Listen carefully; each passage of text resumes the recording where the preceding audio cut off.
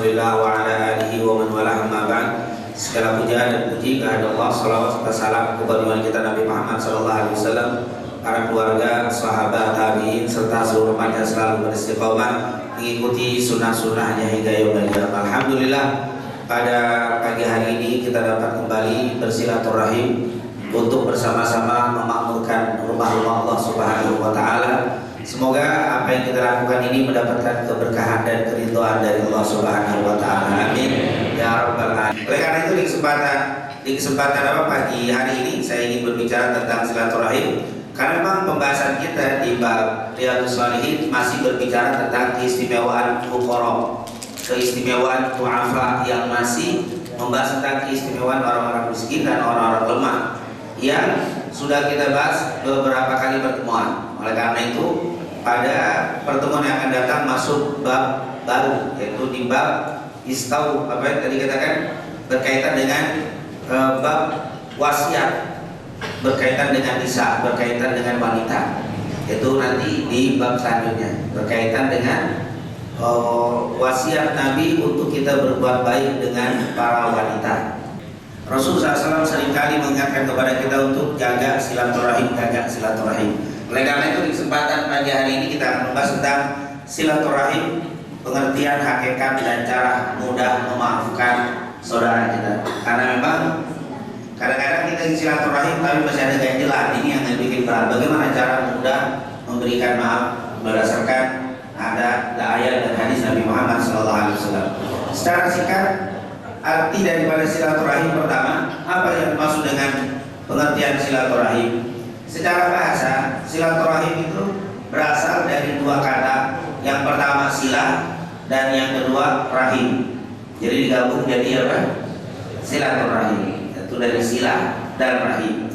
Silah artinya hubungan atau sambungan. Sementara rahim ini rahim, peranakan dari rahim ibu. Nah itu apa? Silah rahim. Itu rahim ini sudah menjadi bahasa kita ya. Rahim itu apa? Apa namanya? Kandungan, peranakan, itu rahim. Adapun silaturahim dikatakan membacanya silaturahim yang benar bukan baca silaturahmi, tapi yang benar kebanyakan yang sahih adalah apa? Silaturahim, bukan silaturahmi. Nah, tapi sudah menjadi bahasa kita silaturahmi, tapi yang bahasa Arabnya adalah silaturahim. Yaitu sudah ada yang terjemahkan beda, yang silaturahim menyambung tali kekeluargaan yang masih ada hubungan darah. Tapi yang umum kalau dalam bahasa Arab adalah silaturahim, bukan silaturahim. Menghubungkan tali kekerabatan terhadap saudara atau anggota keluarga, makanya disebut dengan silaturahim. Kemudian jenis silaturahim itu ada tiga. Yang pertama silaturahim secara umum, yaitu silaturahim karena kesatuan agama dengan cinta kasih sayang, nasihati, amal ma'ruf dan seterusnya. Ini adalah silaturahim secara umum. Ada silaturahim secara khusus, yaitu terhadap kerabat, keluarga, saudara. Ini khusus. Ada silaturahim dengan non muslim atau kafir.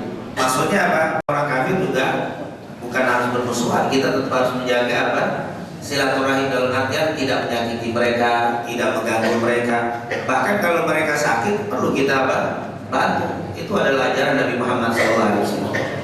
Apalagi terhadap orang Islam, belum lagi. Apalagi orang Islam kerabat, tambah lagi. Apalagi wilayah-wilayah sini nih, biasanya nggak jauh-jauh di kena-kenanya wilayah-wilayah masih saudara semua rata-rata. Ditambah banyak lagi sekali lagi selain kerabat, muslim dia, tetangga dia, maka akan berlipat dan berlipat. Nah ini tentunya secara umum ada silaturahim secara umum, ada khusus dan juga yang khusus berkaitan dengan orang Islam. Ada aja. Tapi jangan kebablasan. Kadang-kadang silaturahim ini kadang-kadang kita mau menjadi supaya kelihatan rukun, akhirnya bercampur. Bagaimana nanti kita main hadroh? Di mana? Gereja itu ini bukan silaturahim, ini bukan cara yang sudah Islam rapi, sangat bagus Islam. Tapi jangan kita dicampur adukan, nanti akan menjadi bagi deracu, dan ini akan berbahaya untuk akidah. Tidak boleh. Tentunya saya tidak memperpanjang bahas ini. Hakikat silaturahim sebenarnya apa sih? Sebenarnya hakikat silaturahim itu adalah seperti yang dikatakan oleh junjungan kita Nabi Muhammad SAW dari riwayat Bukhari Muslim dari Abdullah bin Amr bin Al-As radhiyallahu anhu, Rasulullah SAW bersabda, "Laisal wasil bil mukafi." Dikatakan oleh Nabi Muhammad SAW, orang yang menyambung tali silaturahim itu bukanlah yang menyambung hubungan yang sudah terjalin, walakin al-wasil alladzi idza quti'a rahimahu wa salaha. Tapi hakikat silaturahim itu adalah orang yang memutuskan atau telah memutuskan hubungan silaturahim, kita berusaha menyambungnya. Ini lain namanya apa? Nah, kalau yang begini nih, ini menjaga silaturahim ini menjaga. Tapi kalau yang putus, dia menjauh dari kita, dia buang muka dari kita, dia berusaha musuhi, kita berusaha mendekat. Itulah yang paling apa? Hakikat silaturahim yang kayak begitu. Berat apa gampang? Kita datangi, dia tutup pintu. Kita ketemu senyum, dia cemberut. Tapi yang ketemu kita mau senyum. Yang berusaha silaturahim, orang yang berusaha menyambung. Yang tadi sudah putus, diusahain nyambung. Itu tuh yang luar biasa. Insya Allah kalau sudah bisa menjaga, maka ke depan insya Allah akan kita untuk bisa menyambung. Insya kalau yang berusaha untuk menjauh dari kita, kita usahain dekat sama dia. Ini luar biasa. Oh, kalau Nabi Muhammad SAW luar biasa. Nabi Muhammad SAW bukan hanya menyambung, tapi yang putusin didoain sama Nabi Muhammad. Didoain. Kalau kita disumpahin. Rasulullah SAW luar biasa. Makanya di sini hakikat orang yang bersilaturahmi itu bukan yang menjaga, tapi yang berusaha untuk apa? Menyambungkan. Tapi kalau nggak ada yang menyambung, terus alhamdulillah kita jaga sekuat-kuatnya. Menjaga ini adalah silaturahim, dan sungguh setiap langkah nanti kita lihat bagaimana usaha menyambung tali silaturahim itu luar biasa. Sampai-sampai boleh bohong, kan bohong nggak boleh, tapi demi menyambung tali silaturahim boleh bohong supaya orang itu nggak bermusuhan. Kita bohong bisa untuk mendamaikan apa? Kan jarang-jarang boleh bohong untuk menjaga silaturahim. Ada orang itu musuhan sama A sama B musuhan, terus kita datang ke A, si A jelek-jelekin si B. Kita datang ke si B jelek-jelekin si A, kita boleh bohong. Datang ke si A, kata si A, bagaimana si B? Oh enggak, si B Masya Allah, dia pengen bayar sama Anda, dia nggak pernah ngomongin Anda, dimuji Anda, padahal dia jelek-jelekin sini. Boleh kita bohong? Demi apa? Silaturahim, luar biasa. Tidak ada sesuatu yang boleh bohong kecuali ini. Nanti ada lagi dalam bab tapi ini menunjukkan begitu besarnya apa keistimewaan menjaga silaturahim. Inilah hakikat silaturahim sebenarnya, menyambung siapa yang memutuskan. Luar biasa.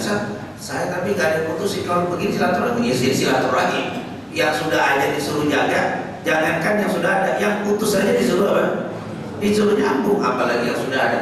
Makanya sangat besar orang yang memutuskan tali silaturahim. Musuhan yang tidak Islami adalah membawa-bawa suku, itu tidak Islami. Jawa dasar, untuk ngamuk orang Jawa itu, dasar Betawi ngamuk semua. Jangan bawa-bawa itu pribadi. Ini adalah musuh yang tidak Islami. Ini adalah cara jahiliyah kata Rasulullah SAW. Membawa-bawa apa? Suku, nggak boleh. Ini adalah cara yang tidak dibenarkan oleh Nabi kita Nabi Muhammad SAW. Jadi ada cara-cara bermusuhan yang sesuai dengan artinya ada, dan itu akan selesai. Karena ketika dia tidak Islami, akhirnya susah, bahkan bisa melebar yang luar biasa. Nah ini tentunya merupakan hal yang harus kita perhatikan. Dan lihat ini kata Rasul, jangan ada bermusuhan lebih dari 3 hari, itu akan menjadi haram. Maka kata Rasulullah, fa'in marrabi, kalau sudah lewat lebih dari 3 hari, maka dia ini harusnya mengucapkan salam. Kalau ketemu harus berdamai. Hanya bersapa yang tadinya buang muka, yang tadinya saling mengos, yang tadinya tidak salam, assalamualaikum, dia harus mengucapkan waalaikumsalam. Kalau dia tidak mengucapkan, maka saya sudah terlepas dari haram. Karena sudah 3 hari saya ucapin salam. Si fulan lawan kita kalau ucapin salam juga aman. Tapi kalau fulan tidak mengucapkan salam, maka dia berdosa terus. Dan kita sudah lepas dari apa? Salam. Jadi kalau kita lagi nggak tegur sapa, ketemu yang terbaik yang mengucapkan salam pertama. Bahkan kata ulama, saat ini kita ketemu, Siapa yang mengucapkan pertama kali salam itu yang terbaik di antara dua orang tadi. Nah, itu luar biasa. Seperti apa yang dijelaskan oleh sahabat cerita di dalam kitab-kitab berkaitan dengan Hasan dan Husain, dengan Sayyidina Hasan dengan yaitu saudara Sayyidina Hasan yaitu Muhammad Al-Hanafiyah. Pernah dalam kejadian bahwa Muhammad Al-Hanafiyah ini ada selisih pendapat dengan Sayyidina Hasan cucu Rasulullah SAW. Sayyidina Hasan bin Ali bin Abi Thalib ini adalah cucunya Nabi dari putri Fatimah, dari putrinya Fatimah. Kemudian sementara Muhammad Al-Hanafiyah ini adalah anaknya Ali bin Abi Thalib dari ibu yang lain. Itu ada berbeda pendapat. Waktu dia tidak berbeda, waktu beda pendapat lewat berduaan ketemu di tengah pasar, banyak orang lewat berduaan papasan. Ternyata dua-duanya tidak mengucapkan salam. Padahal orang pasar bernunggu. Siapa ini? Kan lagi sedang tidak teguran. Ketemu siapa nih yang tegur duluan? Karena yang tegur pertama itu yang terbaik di antara keduanya. Papasan lewat. Yang nggak tahunya Sayyidina Hasan langsung nulis surat kepada Muhammad Al-Hanafiyah. Muhammad Al-Hanafiyah nulis surat kepada Sayyidina Hasan. Apa kata Hasan bilang, Hasan bin Ali bin Abi Thalib, wahai Muhammad Al-Hanafiyah, tadi kita ketemu di tengah kerumunan orang di banyak di pasar tadi. Kenapa kau tidak mengucapkan salam? Sungguh aku ingin mengucapkan salam, tapi aku khawatir aku dianggap lebih baik darimu. Jadi aku tunggu biar aku nggak mengucapkan salam, biar aku mengucapkan salam. Biar orang tahu ahli pasar engkau adalah lebih baik darimu. Muhammad Al-Hanafiyah waktu dibuka surat dan Sayyidina Hasan dia tulis juga, wahai kakak Sayyidina Hasan, kenapa kau tidak mengucapkan salam di tengah kerumunan orang banyak tadi? Sungguh aku ingin mengucapkan salam lebih dulu, tapi aku khawatir menjadi orang yang dianggap lebih baik darimu. Jadi aku nunggu, ternyata dua-duanya nunggu. Kayaknya orang sini agak teguran kayak begitu kan, saling nggak mau dibilang yang terbaik. Ini untuk mengucapkan salam. Jadi bukan karena bensin, bukan karena takut dibilang lebih baik. Jadi nungguin akhirnya kagak salam-salam, nungguin itu.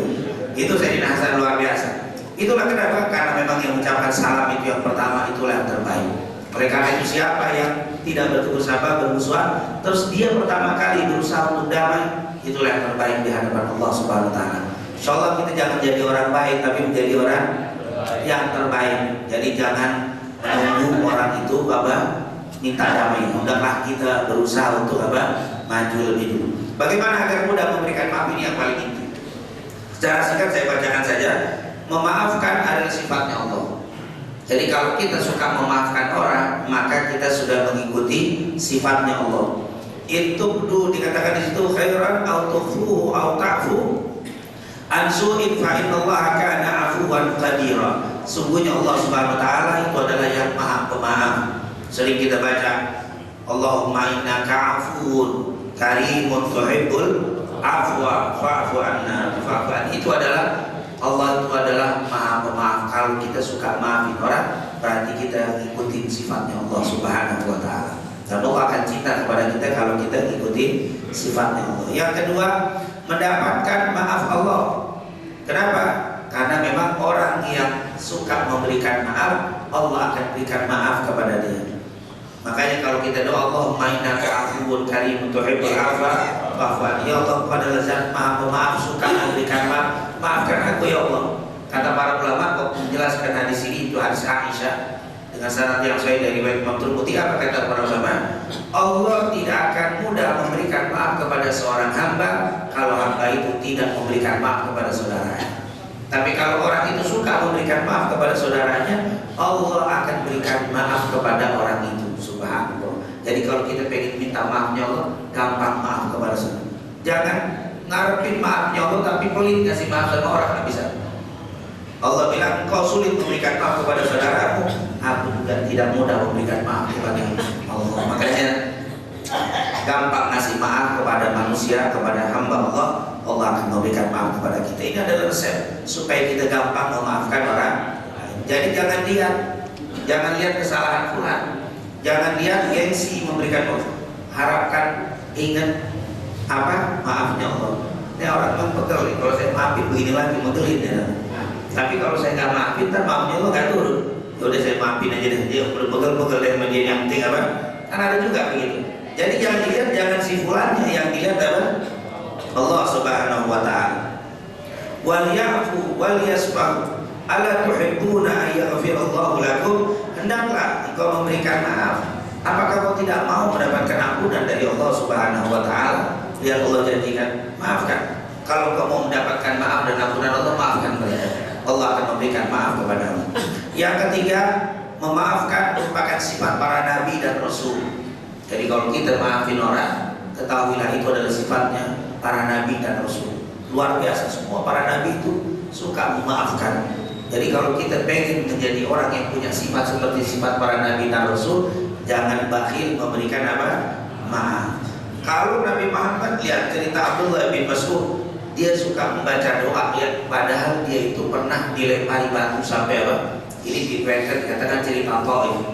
Waktu Nabi mau dakwah ke Taif, baru mau masuk, bukan disambut tapi disambit sama penduduk Taif sampai keluar darah.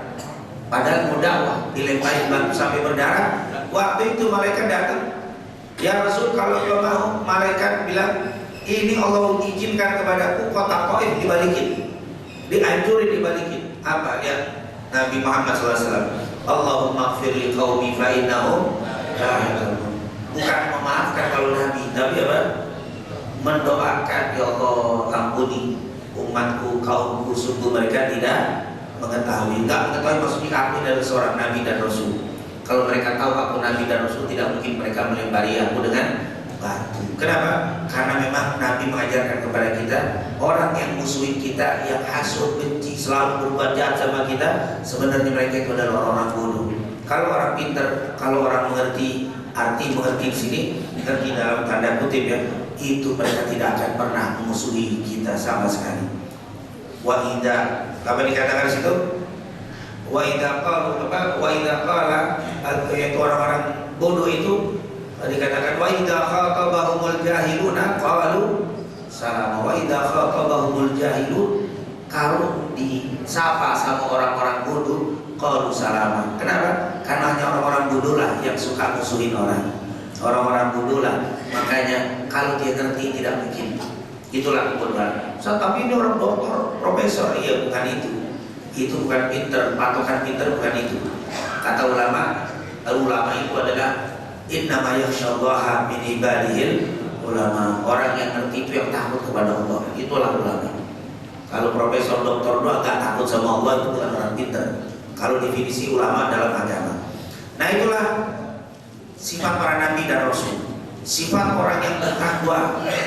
Jadi sifat orang bertakwa itu suka memaafkan orang lain. Wal katibinal ghaidha wal afina 'anil nas. Orang yang suka memaafkan orang. Jadi kenapa kalau kita susah ngasih maaf orang? Padahal memaafkan itu adalah sifatnya Allah. Padahal memaafkan itu adalah sebab Allah memaafkan kita. Padahal memaafkan itu adalah sifatnya para nabi dan rasul. Memaafkan itu adalah sifatnya orang-orang yang bertakwa, yang layak mendapatkan surganya Allah Subhanahu wa taala. Sebagaimana surat Al-Imran 134 ini, wal katibina wal afina 'anil nas. Kemudian memaafkan ditambahkan kemuliaan. Orang yang suka maafin orang itu bakal ditambah kemuliaan, bukan hina, bukan rendah. Menurut pandangan kita kadang-kadang kalau kita maafin orang seakan-akan apa? Rendah. Cemen banget, maafin tuh dianggap cemen, kita nggak maafin orang, dianggap kecil kita. Padahal enggak. Engkau memaafkan orang malah ditinggikan derajatnya oleh Allah Subhanahu wa taala. Tidak ada cerita Allah akan merendahkan orang yang suka memaafkan orang, justru Allah muliakan orang tadi. Dan yang keenam, jalan menuju surga. At-thariq ilal jannah adalah memaafkan. Subhanallah, yang suka memaafkan, Allah bukakan pintu jalan menuju surganya Allah Subhanahu wa taala. Ini tentunya cerita Imam Ahmad sangat panjang, ini hadis riwayat Imam Ahmad, yaitu bagaimana ada orang yang setiap mau tidur hatinya dibersihkan dari kebencian dengan saudaranya. Dia setiap mau tidur dia ulang memorinya. Kalau ada kesalahan kepada orang, besok langsung dia datang minta maaf. Kalau ada orang salah sama dia sebelum merem, dia bilang ya Allah si fulan sudah saya maafin. Jadi dia tidur tidak ada menyimpan dendam benci sama saudaranya. Kata Nabi, dia itu adalah ahli surga. Subhanallah. Itu orang ahli surga karena hatinya bersih dari kebencian dengan saudaranya. Yang ketujuh, merupakan sampainya ampunan Allah Subhanahu wa taala. Seperti yang kita lihat sebagai penutup ini hadis dari Abu Hurairah, tuftahu abwab al-jannah yaumul itsnin wa yaumul khamis. Dibuka pintu-pintu surga itu setiap hari Senin dan hari Kamis. Seperti saya ingatkan sekali lagi, jangan dijelek-jelekin hari Senin dan Kamis. Ini Senin Kamis hari yang mulia. Karena masih ada orang Islam kalau ditanya, gimana perusahaannya? Ya, saya tulis Senin Kamis. Berarti dia mau bangkrut perusahaannya. Senin Kamis. Ini gimana saya yang sakit tuh napasnya ke Senin Kamis? Berarti udah mau mati tuh orang. Kenapa pakai Senin Kamis? Padahal Senin Kamis itu dibukakan pintu-pintu surga. Senin Kamis itu hari mulia. Senin dilahirkan Nabi Muhammad SAW. Senin dapatkan wahyu. Wahyu hari Senin. Isra Mi'raj hari Senin. Hijrah hari Senin. Sampai di Madinah hari Senin. Meninggal wafatnya pun hari Senin. Subhanallah, hari Kamis pelaporan amal, hari Kamis begitu banyak dibuka pintu surga. Tiap Senin Kamis dibuka pintu surga. Dan semua dapat ampunan kepada Allah. Semua dapat ampunan kecuali orang yang musyrik, itu dapat ampunan. Selain musyrik yang tidak dapat ampunan siapa? Orang yang tidak bertegur sapa, masih bermusuhan. Itu hari Senin semua dapat ampunan kecuali orang yang apa? Bermusuhan. Jadi kita kalau musuhan nih, walaupun Senin Kamis nggak dapat ampunan dari Allah. Sampai Allah bilang apa? Antiru hadaini hatta yasliha. Tunda ampunanku sampai dia saling berdamai. Jadi kalau damai baru ampunan sampai, kalau nggak ditahan ampunan. Ini orang udah puasa Senin Kamis bagus nih, baca Quran udah bagus, sholat rapi nih orang, dapat ampunan, tapi dia nggak berdosa apa, ditahan dulu sama Allah. Kata malaikat, kata Allah, tahan dulu sampai dia minta maaf atau saling menerima. Makanya ampunan itu dapat tertunda gara-gara apa? Tidak tegur sapa. Kalau kita maafin, sampailah ampunan itu kepada orang tersebut. Ini hadis sahih, tentunya diriwayatkan oleh Al-Imam Muslim. Dan yang terakhir di hadis ini ke-8 adalah mengingat kelebihan mereka supaya gampang memaafkan. Selain kelebihan-kelebihan, jangan lupa kita sudah kenal 10 tahun, hidup bareng, bersahabat.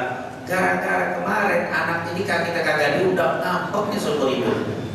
Ya Allah, 10 tahun terhapus kebaikannya gara-gara apa? Ini yang musibah. Setan ingetin kita itu doang kan. Padahal kebaikan 10 tahun, bertegur sapa, bareng ke masjid, bareng ke majelis, hanya urusan itu jadi selesai. Nggak bertegur lagi. Ini adalah hal yang dilakukan oleh syaitan. Ketika kenapa? Karena setan itu dianggap sama bosnya. Oh, bosnya setan iblis kali ya. Setan itu iblis. Kata Rasul, iblis itu punya istana di atas lautan. Setiap anak buahnya iblis mau keluar, itu keluar biasanya antara maghrib dan isya. Dalam Imam Ahmad maghrib dan isya. Makanya ada maghrib mengaji. Karena maghrib isya itu tempat setan keluar. Setan keluar ke maghrib isya. Makanya kata Nabi, kufu sibiadakum. Kalau kalian punya anak bayi yang dibawa keluar antara maghrib dan isya, keluar ke setan. Bukan berarti yang keluar setan maghrib masih di jalan itu anak setan, bukan itu. Karena memang maghrib isya itu tempat yang tidak baik. Setan keluar maghrib isya, tahan. Mereka keluar sama setan itu ditanya mau kemana? Saya ini mau godain orang yang nggak mabuk biar mabuk. Saya pengen godain orang silakan keluar. Jadi dia keluar itu ditanya sama iblis. Jadi tidak ada setan keluar tanpa visi misi, itu harus keluar dia ada. Mau kemana Pak? Mau jalan-jalan, saya nanya kaki melangkah, nggak boleh keluar. Setan nggak mau. Makanya kalau orang Islam bingung kalau kita keluar mau ngapain? Mau muter aja sana. Nggak boleh, jangan. Kalau harus keluar harus ada apa? Ada tujuan keluar setan. Terus nanti balik dijagain, pasti itu harus lapor sama bos iblis. Sudah apa yang kamu kerjakan? Saya sudah membuat orang tadi yang tadinya nggak mabuk sekarang mabuk, sekarang lagi masuk ke gua, belum tel-tel. Kata setan apa? Ma'fa'al syai'. Setan iblis bilang ma'fa'al syai'. Kerjaan nggak begitu besar, tapi bagus berhasil masuk, tapi kurang besar kerjaan. Dia bilang ma'fa'al syai'. Kerjaannya kurang besar. Masuk lagi, apa yang kamu kerjakan? Aku tinggalkan orang itu lagi mencuri. Maaf al-kasyir. Semua dikata. Sampai ada satu setan masuk. Apa yang kau lakukan? Aku sudah memisahkan antara suami dan istri. Aku sudah memisahkan antara sahabat fulan dengan fulan. Maka dipeluklah setan dari sama iblis. qad faal dan sungguh kau telah berbuat, sungguh kau telah berbuat. Ternyata setan paling bangga kalau ada orang bisa apa? Menumbuhkan permusuhan. Subhanallah. Makanya jangan bikin kira, makanya begitu banyak pahala supaya kita bisa apa? Saling memaafkan, saling silaturahim. Luar biasa. Oleh karena itu yang terakhir di sini apa? Jangan lupa supaya kita bisa maafin orang, saudara kita, jangan melupakan kebaikannya. Setan selalu berusaha untuk mengingat keburukannya agar kita nggak bisa memberikan apa? Maaf. Karena kalau dia sudah bisa membuat kita bermusuhan, gembiralah syaitan tersebut. Insya Allah dengan adanya program silaturahim di waktu subuh seperti ini, baik Sabtu, Ahad dan yang lainnya, baik di wilayah Setu, Cipayung, Ciracas dan sekitarnya, insya Allah membuat setan semuanya benci, membuat setan marah, karena kita akan terus menjaga silaturahim kita semuanya. Dan semoga dengan silaturahim kita ini juga ampunan Allah sampai kepada kita. Allah jadikan kita orang-orang yang bersifat seperti sifatnya Allah, bersifat seperti sifatnya para nabi dan rasul, bersifat seperti sifatnya ahlul jannah, orang-orang yang bertakwa. Amin, amin ya rabbal alamin. Mungkin itu yang bisa saya sampaikan, lebih kurangnya wassalamualaikum warahmatullahi wabarakatuh.